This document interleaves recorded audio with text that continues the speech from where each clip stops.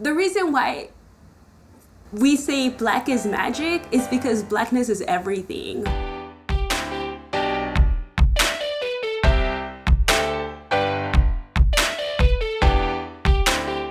Hey, what's up, y'all? This is Brandon. I'm a son to a Puerto Rican mother, son to a black father. Hi, my name is Alicia Maria Gamonte. I am a product of an African-American woman and a first-generation Dominican-American man. I am Andrea del Carmen Vasquez. My mom's from Ecuador, Guayaquil, and my dad is from Colima, Mexico.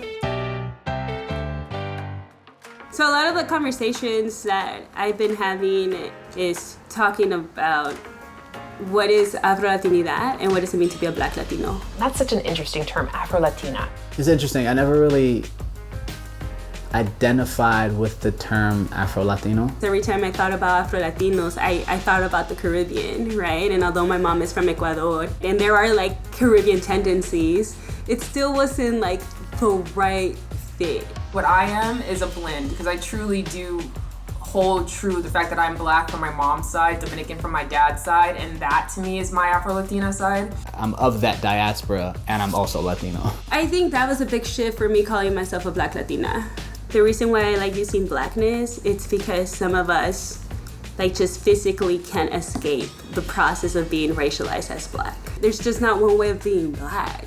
There's multiple ways of being Black, the same way there's multiple ways of being Latino.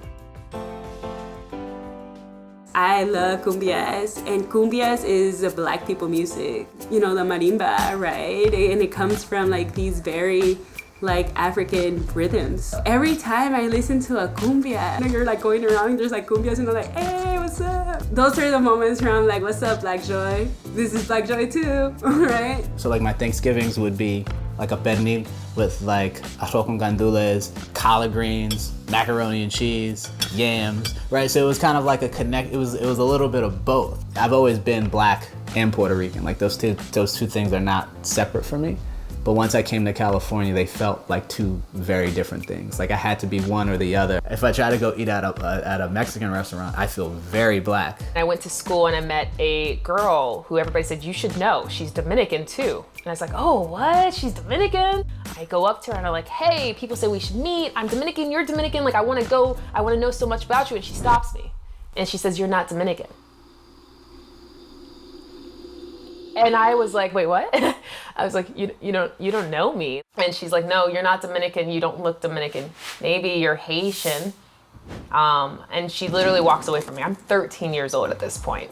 A lot of my Afro-Latinidad and Blackness and all of that is tied to my hair. Growing up, I didn't know what to do with it. So I was very embarrassed by it because it was so frizzy. It was right after my perm that I realized that it was very damaging to my hair. I guess the question was like, why am I damaging my hair when I know that so much of my hair is tied to my own like Black identity? Am I trying to get rid of it? Am I embarrassed by it? We as people need to start figuring out when are those moments where we're like, right? And then we're like, okay, that was it. That was me being anti-Black. All right, take it out. The Black Lives Matter or the focus on kind of racial injustice, it's about me, right? Like it's centered around my entire existence. I mean, I was seeing all of these different cultures say, dude, we recognize how important your culture is, and we want to fight for you the same way we would fight for us. And I think that as we move along, we need to continue to come together, Black, Puerto Rican, Latino, whatever, come together and understand that there's a larger thing that we're fighting for. And really it's just that we can all exist in a country and love a country that allows us to breathe free.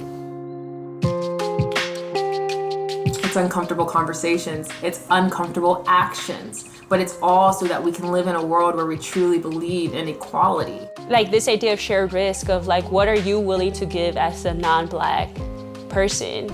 What are you willing to give up for the well-being of everyone? That's a tough conversation for folks, right? Because some of us are giving up a lot. I think that it's really important more than ever to see big brands really coming behind voices of color. I mean, Target is doing some really great partnerships right now because brands and advocates have power. And so passing off that megaphone to us has been the most satisfying aspect of this time. And it's about time, right?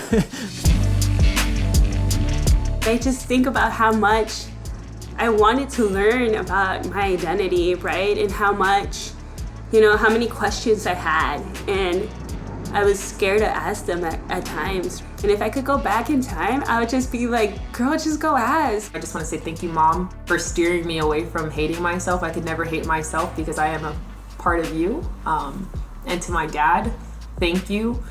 Thank you for making it cool to be Black from a very early age. Thank you for loving both sides of yourself so that I could love both sides of myself. I'm a father to a Black, Puerto Rican, Thai, and Mexican baby boy. I'm definitely trying to curate his experience so that he doesn't grow up having to compartmentalize his culture.